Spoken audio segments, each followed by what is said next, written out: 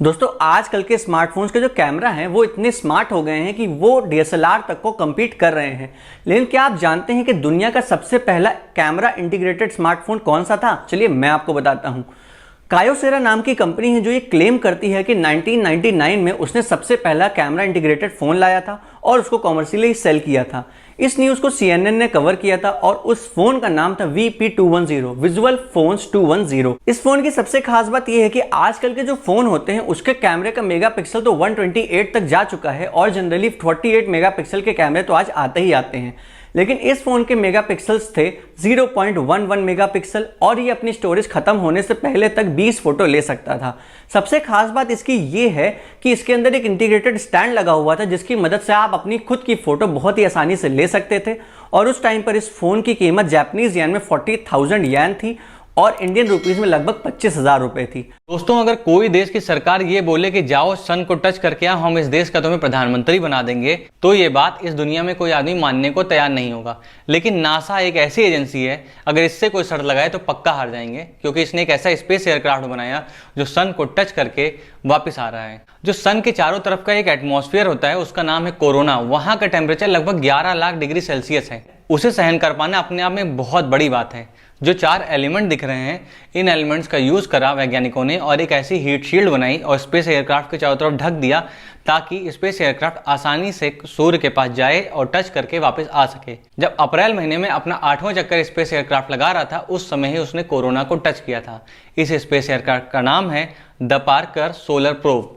आपको ये वीडियो कैसी लगी कमेंट बॉक्स में जरूर बताएं। Like, share and subscribe. दोस्तों, नासा ने एक बार फिर से इतिहास रचा है। उन्होंने एक ऐसा हेलीकॉप्टर बनाया जिसे मंगल ग्रह पे उड़ा के दिखा दिया है। मंगल ग्रह का जो वायुमंडल है इतना खतरनाक है, वहां हेलीकॉप्टर का उड़ पाना अपने आप में नामुमकिन सा, जिसे उन्होंने मुमकिन करके दिखाया है। उन्होंने उस हेलीकॉप्टर में ऐसी टेक्नोलॉजी का इस्तेमाल किया जिसको चेक करने के लिए उन्होंने मंगल ग्रह पे भेजा और उनका मानना था कि अगर वो 5 बार भी उड़ लेता है तो ये सफल टेक्नोलॉजी मानी जाएगी। लेकिन कुछ वैज्ञानिक कहते तो 1 बार भी नहीं उड़ पाएगा। लेकिन उस हेलीकॉप्टर ने सबको झूठा साबित करते हुए 18 बार उड़ान भर के दिखाया है, वो भी 30 मिनट में 3.5 किलोमीटर की दूरी तय की और सतह से 40 फीट की ऊंचाई पर उड़ते हुए 5 मीटर पर सेकंड की स्पीड से उसने उड़ान भरी है। जो उसने 18वीं बार उड़ान भरी है उसमें 124 सेकंड तक हवा में रहते हुए 233 मीटर की दूरी तय की है, वो भी 2.5 मीटर पर सेकंड की स्पीड से। और अगर हम सतह से उसकी ऊंचाई देखें तो 10 मीटर की ऊंचाई पे वो उड़ रहा था और उस हेलीकॉप्टर का नाम है इंजेन्युइटी हेलीकॉप्टर। आपको ये वीडियो कैसी लगी कमेंट बॉक्स में जरूर बताएं। Like, share and subscribe. दोस्तों, आज के समय में जितनी आसानी से हम किसी को भी कॉल कर लेते हैं, उतना ही मुश्किल आज से 60-70 साल पहले हमारे लिए हुआ करता था। आज से 5 साल पहले ही सिर्फ आप जाइए तो पीसीओ पे एसटीडी कॉल और एचडी कॉल उपलब्ध लिखा रहता था।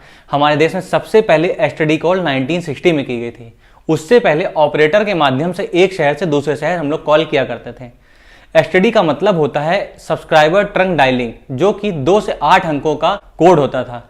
जैसे मान लीजिए लार्ज मेट्रोपॉलिटन सिटी है, उसका 2 अंकों का कोड सेट किया गया। मेट्रोपॉलिटन सिटी का 3 अंकों का कोड सेट किया। गांव होते हैं, जिले होते हैं, कस्बे होते हैं, उनको अलग अलग कोडों में बांटा गया है, जिसके द्वारा हम आसानी से किसी को कभी भी कॉल कर सकते थे। नवंबर 1960 में देश की सबसे पहले एसटीडी कॉल लखनऊ से कानपुर के बीच में की गई थी। हम जानते हैं बैंक कहां से पैसा कमाती है। चलिए मैं आपको बताता हूं। सबसे पहला तरीका, बैंक नेट इंटरेस्ट इनकम से पैसा कमाती है। जब हम बैंक में अपनी एफडी बनाते हैं तो बैंक हमें 4 से 7% तक का इंटरेस्ट देती है, लेकिन हम जब बैंक से लोन लेते हैं तो हमें 10 से 12% का इंटरेस्ट हमसे लेती है। तो इसके बीच का जो नेट मार्जिन होता है वो बैंक का होता है प्रॉफिट। दूसरा, बैंक कैपिटल मार्केट इनकम बनाती है। किसी भी 2 कंपनी के बीच में जब मर्जर या एक्विजिशन हो रहा होता है तो उसके बीच में जो भी फाइनेंशियल प्रोसेस होता है उसमें बैंक अपना पैसा कमाती है। दूसरा, वो स्टॉक मार्केट में as a proprietary desk trading करके पैसा कमाती है। थर्ड, सबसे ज़्यादा आसान और सबसे रेगुलर इनकम बैंक की वो होती है उसकी फीस बेस्ड इनकम। हमारा एटीएम, हमारा क्रेडिट कार्ड, हमारा चेक बुक, हमारा लॉकर और कस्टोडियन फीस जैसे बहुत सारी तरीके हैं जहां पर वो हमसे चार्ज लेती है और यहां से कमाती है। इन 3 तरीकों से बैंक अपना पैसा।